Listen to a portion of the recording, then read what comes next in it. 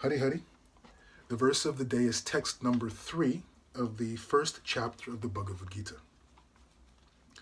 Pashyaitan panda putranam acharya mahatim jamum vyudam drupada putrena tava shishyena dhimata. Duryodhana is speaking.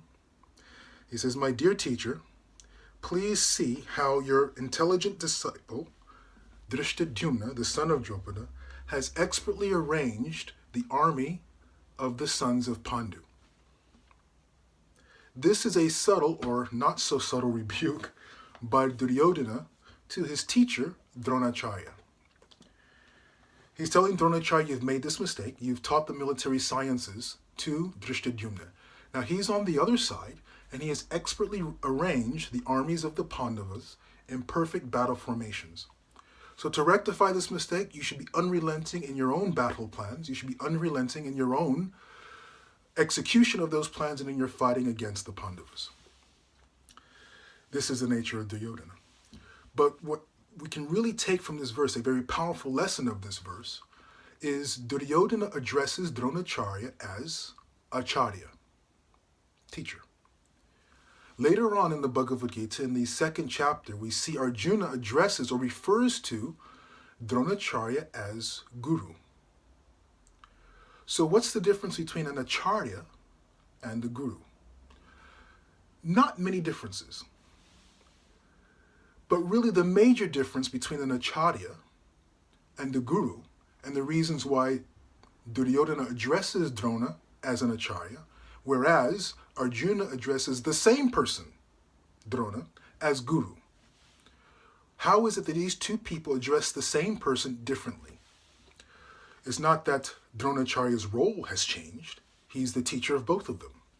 But they each see Dronacharya differently. Duryodhana sees Dronacharya as, well, an Acharya, teacher, fine. But then what does he do? He employs Dronacharya. He wants Dronacharya to serve him.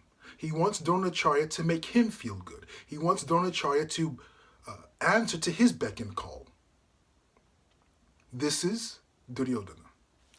Arjuna, in his referring to Dronacharya as Guru, he addresses Dronacharya, or he addresses him or calls him someone who is worthy of worship. This is how Arjuna sees Dronacharya. It's a different quality of relationship. So the difference between an Acharya and a Guru has nothing to do with that particular person. The difference is in the eyes and in the way the disciple interacts with that particular person. It is not about the qualification of the person, of the Acharya, of the Guru. It has nothing to do with that. It has nothing to do with that. The question is the disciple qualified? If the disciple is qualified, there are gurus everywhere. And we know this from the story of Dattatreya. Dattatreya lists 24 different gurus, right? The mountain, the sky, the prostitute, the shoemaker, or the carpenter, or something of that sort, a wasp, a moth, the river, a turtle, I believe as well. He lists 24 gurus from whom he has gained realization, understanding that propels him along the path of self-realization. It's because he himself as a disciple is qualified. So what is a qualified disciple? Vacho vegam manasakrodadayam jiva vegam udurapastavedam. One who has control of the mind, the urge to speak, the demands of the body, is not driven by anger. This person, Rupa Goswami says, is qualified to make disciples all over the world. Now, we oftentimes take this verse and hurl it at gurus. This guru is unqualified. We take that verse and we hurl it at that guru. And we see another guru and take that verse and hurl it at that. You're unqualified because you have not lived up to, you got it wrong. Though be that as it may, that is a qualification of a guru. But that is also the qualification of a disciple. The disciple that has control of their senses is not driven and controlled by anger, has control over the urges of the body. That person is qualified to be a disciple. That's the difference between Duryodhana and Arjuna. That's the difference between we, in an unqualified way, want our spiritual masters to write us letters, make us feel good, pat us on the back when we do well, encourage us. That's a Duryodhana mentality. Wanting Dronacharya to fight for us. Because we're unqualified.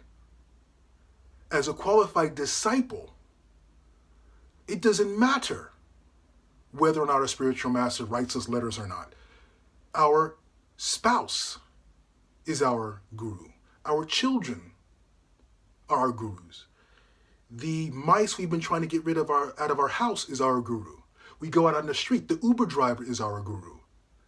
The bus driver is our guru. The garbage man is our guru because we're qualified disciples. Our ex-wife, our ex-husband is our guru. Now I have your attention.